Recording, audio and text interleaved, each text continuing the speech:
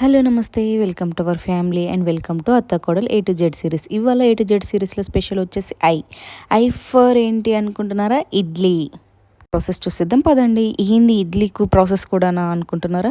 లేదండి, కొంతమంది నేర్చుకునే వాళ్ళు ఉంటారు, నేర్చుకున్న వాళ్ళకు కూడా కొందరికి కుదరక కరెక్ట్గా ఎవరు చెప్పేవాళ్ళు కుదరదు. అలాంటి వాళ్ళ కోసం నేను ఈ రెసిపీని షేర్ చేస్తున్నాను. ముందుగా ఒక గ్లాస్ మినపప్పుని అండ్ హాఫ్ టీ స్పూన్ మెంతుల్ని మంచిగా క్లీన్ చేసుకొని పక్కన పెట్టుకోవాలి. ఒక 4-5 అవర్స్ అయినా నానాలి ఖచ్చితంగా. అంటే పప్పు మంచిగా నానితే బాగుంటుందని. మినపప్పు నానిన తర్వాత ఇప్పుడు అదే ఏ గ్లాస్తో మనం మెజర్మెంట్ మినపప్పు తీసుకున్నామో దానికి డబుల్ ఇడ్లీ రవ్వను తీసుకోవాలి.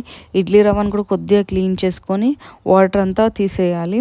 వాటర్ అంతా తీసి పక్కన పెట్టిన తర్వాత మనం మినపప్పుని గ్రైండ్ చేసుకొని ఇడ్లీ రవ్వలో యాడ్ చేసుకొని మంచిగా కలుపుకొని నైట్ అంతా పక్కన పెట్టేయాలి. అది మంచిగా ఫర్మెంటేషన్ అవుతుంది మార్నింగ్ వరకు. చూస్తారు కదా ఎంత బాగైందో.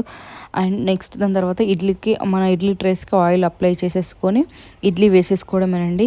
చాలామంది నేను ఈ మధ్య చూస్తున్న ఇడ్లీని తీసి క్లీన్ చేయడం కష్టం అని చెప్పేసి నాప్కిన్స్ అని టిష్యూస్ అని పెట్టుకుంటూ ట్రై చేస్తున్నారు.